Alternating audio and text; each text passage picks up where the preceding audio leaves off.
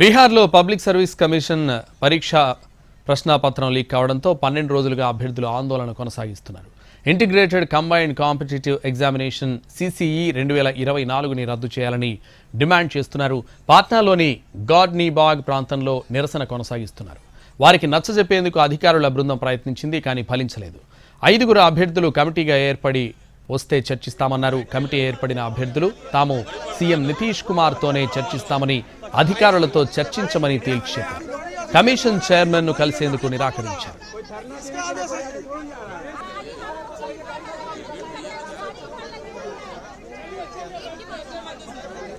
పాట్నాలో నిరసన వ్యక్తం చేస్తున్న అభ్యర్థులను జాన్ సూరజ్ చీఫ్ ప్రశాంత్ కిషోర్ కలిశారు. వారికి మద్దతు తెలిపారు. ఇప్పటికే పరీక్ష రద్దు చేసి మళ్లీ నిర్వహించాలని నితీష్ సర్కార్ను డిమాండ్ చేశారు ప్రశాంత్ కిషోర్. సోమవారం వరకు ప్రభుత్వానికి డెడ్లైన్ కూడా విధించారు. పరీక్ష పేపర్ లీక్ కావడమే కాదు, నిర్వహణలో కూడా అవకతవకలు ఉన్నాయని అభ్యర్థులు ఆరోపిస్తున్నారు. పరీక్ష రద్దు చేసి తిరిగి నిర్వహించాలన్న డిమాండ్తో ఆందోళన కొనసాగిస్తున్నారు. నిరసన చేపట్టిన అభ్యర్థులపై బుధవారం పోలీసులు లాఠీచార్జ్ చేశారు. దీంతో ఉద్రిక్త పరిస్థితులు ఏర్పడ్డాయి. అభ్యర్థులపై పోలీసుల లాఠీచార్జ్ను పలు పార్టీలు ఖండించాయి. నితీష్ సర్కార్పై పోలీసుల తీరుపై ఫైర్ అయ్యారు.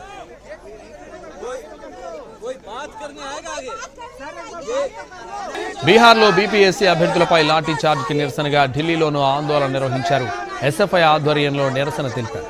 పరీక్షను రద్దు చేసి మరోసారి నిర్వహించాలని డిమాండ్ చేశారు. పరీక్ష నిర్వహించేందుకు కొత్త తేదీలను కూడా ప్రకటించాలన్నారు.